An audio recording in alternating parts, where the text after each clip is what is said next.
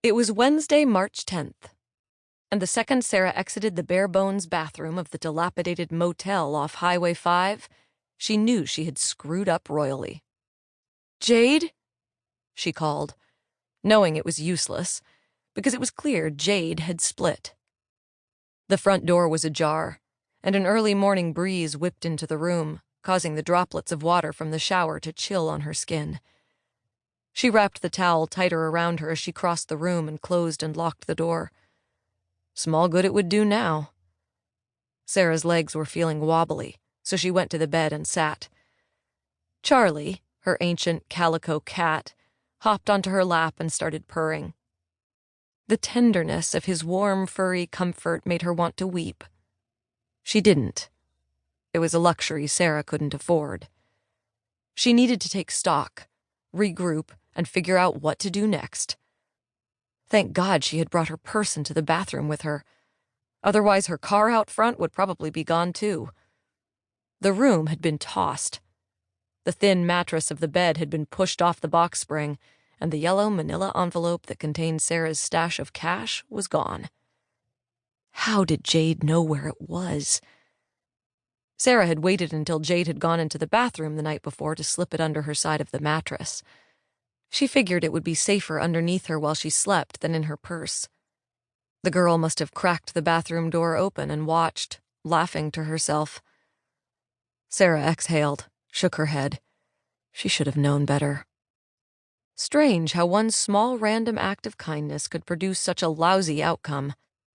As Sarah sat there, her hand on Charlie's vibrating body, her mind was flooded with if-onlys.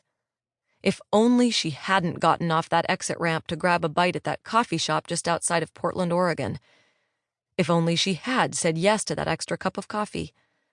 If only it hadn't been raining. If only she had parked on the other side of the parking lot. But she hadn't. Sarah had stopped at that particular coffee shop. She had refused the coffee. It had been raining when she had exited the coffee shop, her head tucked into her jacket collar in a feeble attempt to ward off the torrents of rain thundering down. And as she turned left toward her car, she saw in the shadows, out of the corner of her eye, a desperate young woman tugging on the arm of a burly trucker. "Please, mister, want to give me a ride?" The man was leering down at her, and Sarah could tell he had nothing but smut on his mind. Sarah had told herself, "Keep walking, not your problem." But as Sarah passed, she noticed how young the girl was. Too young to be at a truck stop by herself in the pouring rain, talking to strange men. Couldn't be more than 15, 16 max. Why was she on the road? What was she running from? That was her misstep. She had seen the ghost of herself, rather than the young woman for who she was. Sarah's first instinct was correct. Jade was trouble. Sarah should have kept walking.